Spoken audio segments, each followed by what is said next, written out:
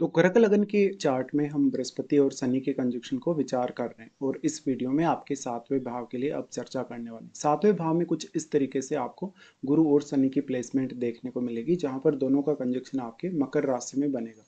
दोनों की इस प्रकार के प्लेसमेंट की वजह से अक्सर ये देखने को मिलता है कि यहाँ पर नीच भंग राजयोग तो बन गया, या यहाँ पर एक तरीके से देखा जाए तो जो गुरु की स्थिति है वो नीच की है, लेकिन शनि कितना ज़्यादा प्रभावी है, शनि कितना ज़्यादा प्रभाव गुरु पर डाल पा रहा है, या गुरु कितना ज़्यादा प्रभाव शनि पर डाल पा रहा है। वैसे तो शनि को ही यहाँ सबसे ज़्यादा मजबूत माना जाएगा, क्योंकि कोई भी प्लैनेट यदि अपने घर में बैठा है, अपनी स्वराशि में बैठा है, तो उसी को हम सबसे ज़्यादा स्ट्रांग मानते हैं। लेकिन जो मकर का शनि है वो उतना ईजिली रिजल्ट नहीं दिखाता, काफ़ी डिले करता है, या काफ़ी हार्डवर्क या काफ़ी मेहनत के बाद आपको परिणाम प्रदान करता है। ऐसा कंजक्शन रिश्तों के लिए उतना अच्छा नहीं है, हालांकि इंडिविजुअली आपके लिए फिर भी अच्छा है।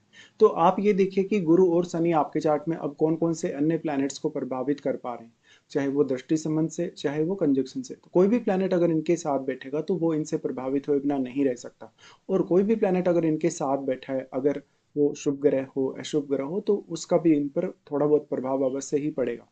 लेकिन गुरु और शनि की एक्चुअल स्थिति यहाँ काफी मैटर करेगी। जैसे मान लो आपका गुरु यहाँ पे वक्री होके बैठे हैं, वक्री होने के केस में गुरु की जो नीचत्व है वो थोड़ा कम हो जाएगा, इस वजह से गुरु एकदम यहाँ न्यूट्रल हो जाएंगे, फिर यहाँ शनि का प्रभाव इस वजह से बढ़ जाएगा।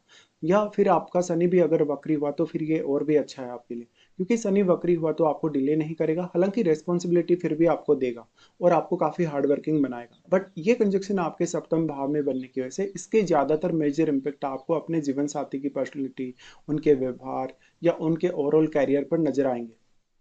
गुरु और शनि के कंजक्शन की वजह से मेनली आप लाइफ में काफी अच्छे से डिसीजन लेंगे, जीवन को एक बहुत ही ज्यादा सलीके से या अनुशासित तरीके से आप जीने वाले होंगे, और जीवन का कोई ना कोई आपका स्पेसिफिक पर्पज होगा, कोई ना कोई गोल होगा। इसके साथ साथ आप काफी मेहनती होंगे। भले ही ये कंजक्शन जीवन साथी के घर में बन रहा है, आपके सातवें घर में, लेकिन क्योंकि दोनों का प्रभाव आपके लगन पर भी है, इसलिए कुछ हद तक अपनी जो एनर्जी है दोनों प्लैनेट आपके लगन के साथ भी शेयर कर रहे हैं। अब आप अपने लगन में बैठे हुए प्लैनेट को अवश्य विचार करिए, और चंद्रमा की स्थिति को भी। चंद्रमा अगर आपका बहुत अच्छा प्लेस्ड है तो फिर आप अपने जीवन में कितने भी ज़्यादा मेहनत कर सकते हैं, और गुरु और शनि के प्रभाव की वजह से आप काफ़ी ज़्यादा सक्सेसफुल हो सकते हैं। भले ही गुरु और शनि आपको थोड़ी अर्ली एज में परेशानी पैदा करें, कुछ व्यवधान आपके कार्यों में पैदा करें, लेकिन लेट एज तक जाते जाते आप अपनी ज़िंदगी में काफ़ी कुछ हासिल करेंगे। ऐसा कंजक्शन होने से बेसिकली एक बहुत ज़्यादा शक्तिशाली और स्थिर स्थिति आपकी ज़िंदगी में कन्वर्ट होती है यहाँ पर, चाहे वो मैरिज के मामले में है, चाहे वो कैरियर के मामले में है, या किसी भी अन्य मामले में। जब भी आप अपने कैरियर के लिए प्लानिंग करेंगे, रिलेशनशिप के लिए प्लानिंग करेंगे, तो पब्लिकली डील करना कभी कभी आपके लिए काफ़ी आसान भी होगा, कभी कभी आपके लिए कुछ दिक्कतें भी होंगी यहाँ पे, क्योंकि गुरु और शनि की वजह से आपका जो व्यवहार है, आपका जो बिहेवियर है, वो थोड़ा स्ट्रिक्ट हो सकता है।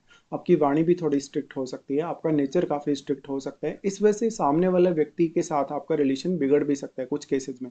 यहाँ पे अगर मैरिज को लेकर देखा जाए तो जितना ज़्यादा आप देरी से विवाह करें उतना ही ज़्यादा आपके जीवन में स्टेबिलिटी आ सकेगी। तो नॉर्मली ऐसे लोगों का जो विवाह है ऑलमोस्ट ज़्यादातर केसेस में 35 की एज के बाद ही देखा जाता है, या किसी किसी का तो ऐसा भी रहता है कि 40 की एज तक उनका विवाह हो पाता है। तो ऑलमोस्ट 37 38 की एज भी अगर आपकी है और ऐसा कंजक्शन यदि बन रहा है, तो आप अगर लाइफ में काफ़ी अच्छे से अगर सेटल हुए हैं तो आप मैरिज कर सकते हैं। लेकिन मैरिज के बाद भी जीवन साथी के साथ एक बहुत ही ज़्यादा व्यवहारिक रिश्ता आपको रखना होगा। यहाँ इमोशनल होने के लिए कोई स्थान नहीं है, और दोनों की दृष्टि जो आपके लगन पे है, आपकी लगन की राशि कर्क पे है, तो ये कंजक्शन आपको काफी मैच्योरिटी देगा। भले ही चंद्रमा आपका कितना ही अच्छा प्लेस्ड है या कितना ही खराब प्लेस्ड है, बट चंद्रमा खराब प्लेस्ड होने की वजह से आपकी इच्छाओं की पूर्ति होगी नहीं, या आपके इमोशंस को कभी कभी आप कंट्रोल नहीं कर सकेंगे। तो गुरु और शनि का जितना स्ट्रांग प्रभाव यहाँ लगन पर पड़ेगा उतना ही आपकी मैच्योरिटी के लिए अच्छा है। ये कंजक्शन है तो आप अपने जीवन में काफी स्वावलंबी और आत्मनिर्भर हो सकते हैं।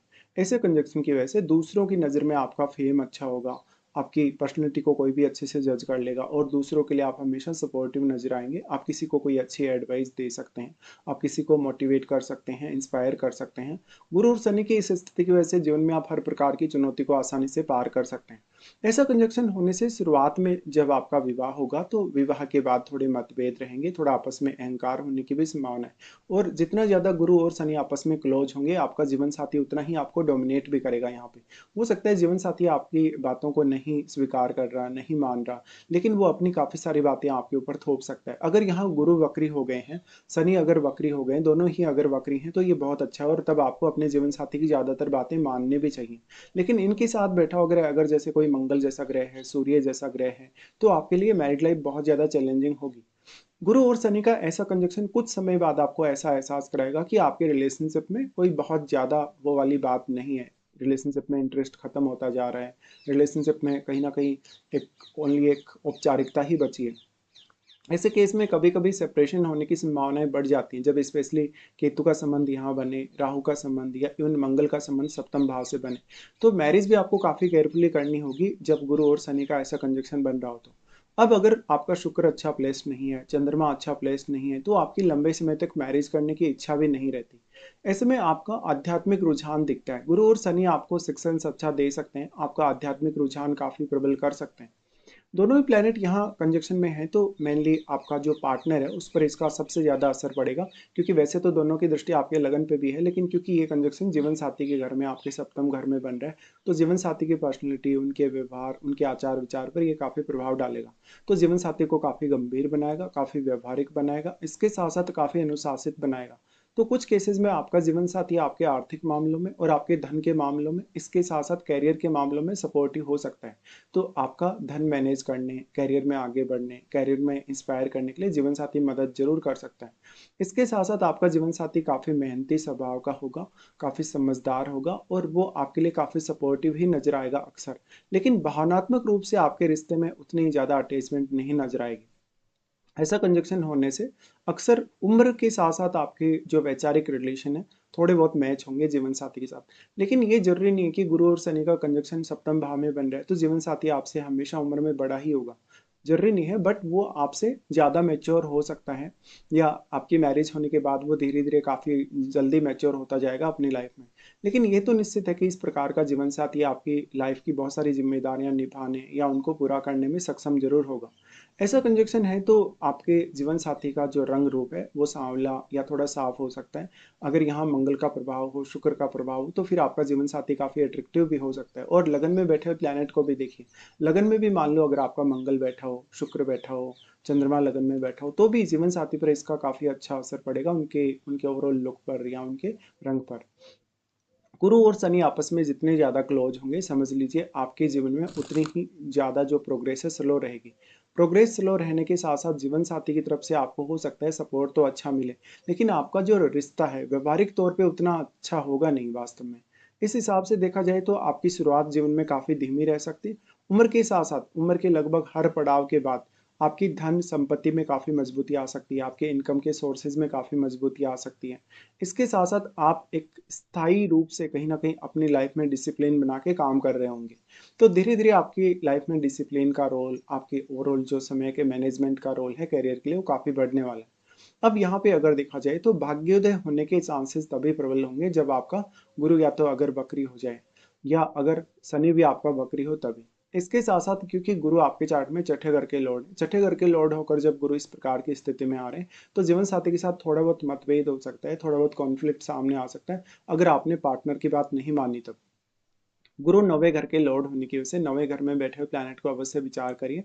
अगर नौवे घर में मान लो आपका यहाँ पे चंद्रमा आके बैठ गया है, आपका इवन शुक्र आके बैठ गया है, तो मैरिज जरूर आपके लिए लकी साबित हो सकती है।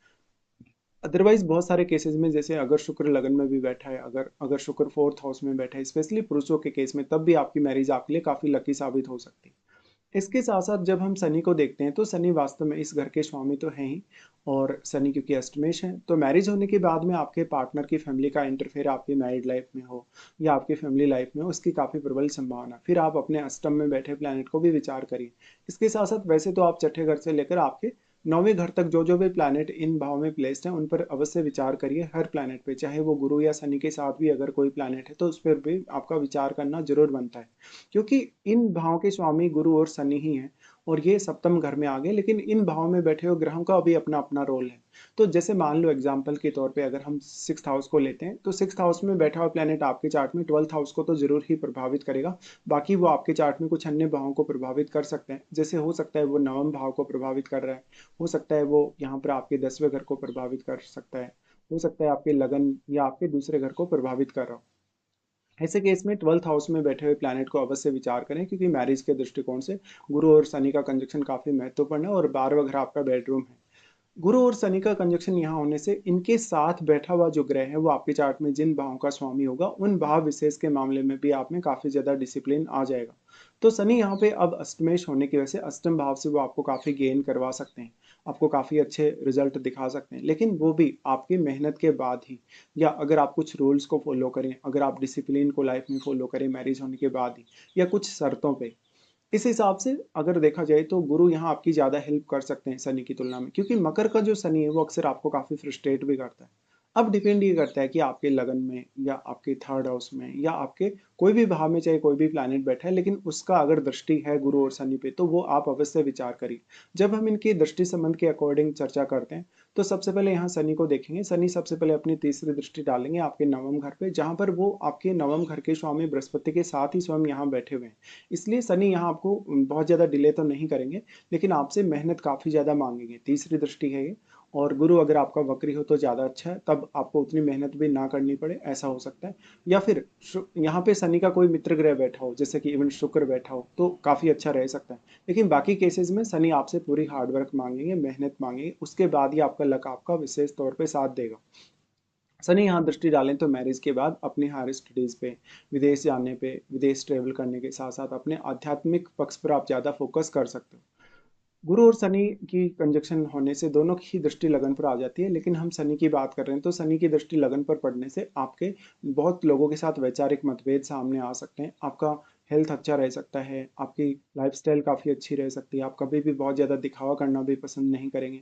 लेकिन आप अपने सैद्धांतिक पक्ष को काफ़ी मजबूत रखेंगे, जीवन में हमेशा रूल रेगुलेशन के आधार पर काम करेंगे और किसी दूसरे का इंटरफेयर कभी भी लाइफ में पसंद नहीं करेंगे। शनि की दृष्टि लगन पर होने से लगन में बैठा प्लैनेट काफी प्रभावित होगा, तो वो ग्रह आपके चार्ट में जिन भावों का प्रतिनिधित्व कर रहा है उन भावों के मामले में शनि आपको काफी अनुशासित बनाएगा। लगन पर शनि की दृष्टि होने से आपका जो शनि है आप में काफी मैच्योरिटी लाता है, क्योंकि वैसे तो आप चंद्रमा से रिप्रेजेंट होते हैं, तो चंद्रमा से रिप्रेजेंट होने की वजह से आप में भावनात्मक रूप से हो सकता है काफी दृढ़ता हो, या कभी कभी आप ज्यादा इमोशनल हो, तो इसी स्थिति को शनि बैलेंस करने का कार्य करता है। शनि आपके मान सम्मान के लिए काफी अच्छा है। शनि की दृष्टि फिर आ जाती है आपके फोर्थ हाउस पे। फोर्थ हाउस पे शनि की दृष्टि अक्सर आपको धन और संपत्ति के मामलों में मदद करेगी। अगर शनि यहाँ पे वक्री होकर बैठा हो और आपका शुक्र बहुत अच्छा प्लेस्ड हो तो आपको इन लॉज से या जीवन साथी से काफी धन और संपत्ति मिलने की संभावना है। लेकिन बाद में कुछ समय बाद वो लोग आपकी लाइफ में काफी इंटरफेयर भी करने लग जाते हैं, ये बात भी आपको ध्यान रखनी होगी। अब आपका मैरिज तब और भी ज़्यादा डिफिकल्ट रह सकता है जब जैसे सप्तम घर पे मंगल का प्रभाव, सूर्य का प्रभाव हो, राहु केतु का प्रभाव हो, या अष्टम घर पे भी अगर इन प्लैनेट्स का प्रभाव हो, या ट्वेल्थ हाउस पे भी इन प्लैनेट्स का प्रभाव हो, तो इन भावों को अवश्य आप चेक कर लीजिए। इसके बाद अगर हम देखेंगे तो गुरु की दृष्टियों पर विचार करते हैं। गुरु आपके सप्तम घर में आ गए तो वो छठे घर के स्वामी होने की वजह से पार्टनर के साथ थोड़े बहुत कॉन्फ्लिक्ट अवश्य करवा सकते हैं, लेकिन क्योंकि वो भाग्य स्थान के स्वामी, तो भाग्य स्थान के स्वामी क्योंकि गुरु नीच के हो चुके हैं, इसलिए या तो गुरु वक्री हो तब आपको इसका ज़्यादा लाभ मिलेगा, और फिर शनि बहुत ज़्यादा स्ट्रांग नहीं होना चाहिए। अगर शनि वक्री हो तो फिर बेस्ट है, यानी दोनों ही अगर वक्री हो जाएंगे गुरु और शनि, तो वो सबसे ज़्यादा बेस्ट रहेगा आपके लिए। इसके साथ ही फिर नवम घर में जैसे आपका मान लो चंद्रमा बैठा है, आपका इवन शुक्र बैठा है, तो ज़्यादा अच्छा रहेगा। गुरु का जो सबसे पहले दृष्टि है, अगर दृष्टि संबंध के हिसाब से देखा जाए तो 11वें घर पे इनकी दृष्टि आ जाती है, जहां पर वो शुक्र के घर पर दृष्टि डाल रहे हैं। ऐसा गुरु हो सकता है आपसे थोड़ा एफर्ट करवाए, आपसे थोड़ी मेहनत करवाए स्टार्टिंग में, और आपकी जो जो अर्निंग वाइज जो ग्रोथ है वो थोड़ी स्लो रहे। गुरु की यहाँ दृष्टि पड़ने से आपकी अपेक्षाओं में वृद्धि होगी, लेकिन आप अपनी ईमानदारी से, अपनी सात्विकता से बहुत कुछ अर्जित करने की क्षमता रखेंगे। शुक्र अगर अच्छा प्लेस्ड हो तो आप धन और संपत्ति का अच्छा आनंद ले सकते हैं अपने जीवन में, और अपनी अपेक्षाओं को भी पूर्ण कर सकते हैं। लेकिन गुरु ज्ञान के लिए काफ़ी महत्वपूर्ण है, तो आप अपना ज्ञान, अपनी बुद्धिमत्ता, अपना विवेक कितना अच्छे से काम में लेंगे उस पर बहुत कुछ डिपेंड करेगा। गुरु और शनि दोनों की सम्मिलित रूप से लगन पर दृष्टि होने से आपकी उम्र काफ़ी लंबी होगी, और गुरु की स्पेशली दृष्टि आपके सिक्स सेंस को बढ़ाएगी। आपको लाइफ में क्या करना है, क्या नहीं करना है, कौन कौन से पॉजिटिव डिसीजन है, कौन कौन से ऐसे डिसीजन है जो आपको बदलने हैं, चेंज करने हैं, उन मामलों में गुरु का काफ़ी अच्छा सपोर्ट आपकी लगन को रहेगा। गुरु की दृष्टि फिर आ जाती है थर्ड हाउस में। थर्ड हाउस में मेजरली गुरु जब दृष्टि डालते हैं तो थर्ड हाउस पे इनकी दृष्टि होने से कम्युनिकेशन काफ़ी बेहतर हो सकता है। आपका मान सम्मान या आप जीवन में जो कुछ भी हासिल करते हैं वो अपने खुद के एफर्ट के थ्रू आप हासिल कर सकते हैं। गुरु की दृष्टि थर्ड हाउस पे आने से आप काफ़ी योग्य होते हैं, लेकिन कभी कभी आपकी योग्यता आपकी शुरुआती फेज में उतनी काम नहीं आती। गुरु थर्ड हाउस पे दृष्टि डाल रहे हैं तो वो आपको कम्युनिकेशन में बहुत ही ज़्यादा हेल्प कर सकते हैं, आपको हार्डवर्क करने में हेल्प कर सकते हैं क्योंकि शनि के साथ गुरु बैठे हैं। इसके साथ साथ वो आपकी जो क्वालिटीज़ हैं, जो आपकी नेचुरल एबिलिटी है, उसको इम्प्रूव करने में भी आपकी काफ़ी हेल्प कर सकते हैं। तो यहाँ फिर आप अपने बैठे हुए प्लैनेट को विचार करें, अगर जैसे थर्ड हाउस में सूर्य बैठा हो, मंगल बैठा हो, तो गुरु और भी ज़्यादा बेहतर प्रभाव यहाँ दिखा सकते हैं। लेकिन गुरु वक्री हो तो ज़्यादा बेहतर प्रभाव दिखाएंगे यहाँ पर सामान्य स्थिति की तुलना में। अब इसके साथ साथ आपके लिए सबसे ज़्यादा मैटर करेगा महादशा। जैसे गुरु और शनि की महादशा को अगर हम सम्मिलित रूप से लेते हैं, तो ये महादशाएं दोनों की ही ऐसी हैं जो आपके जीवन का एक बहुत बड़ा पार्ट कवर करेंगी और ऑलमोस्ट आपका लाइफ में आधा पार्ट ये कवर करती हैं दोनों मिलाकर अगर देखा जाए। इस हिसाब से अगर आपका जन्म मान लो शनि दशा में हुआ है तो फिर आपके लिए फिर भी ठीक है, और शनि की महादशा आपकी गुजर जाएगी तो आपको गुरु की महादशा नहीं देखनी होगी। लेकिन अगर आपका गुरु महादशा में जन्म हुआ है या गुरु की महादशा आपको लगभग 10-15 साल की उम्र तक चली है, 20-25 साल की उम्र तक चली है, तो आपको शनि की महादशा भोगने के लिए भी हमेशा रेडी रहना होगा। इस हिसाब से गुरु और शनि की महादशा का भी अपना अपना रोल है। और ये महादशाएं अगर आपको आ रही हैं इस जीवन काल में, तो कौन से एज पीरियड में ऐसी दशाएं आपको स्टार्ट होने वाली, कौन से पीरियड तक वो आपकी चलेंगी, ये काफ़ी इंपॉर्टेंट है आपके ओवरऑल ग्रोथ, आपकी मैरिड लाइफ के लिए, आपके रिलेशनशिप के लिए, या आपकी लाइफ में जो कुछ भी आप अचीव करना चाहते हैं उसके लिए। तो इस हिसाब से आपको गुरु और शनि के कंजक्शन को देखना होगा।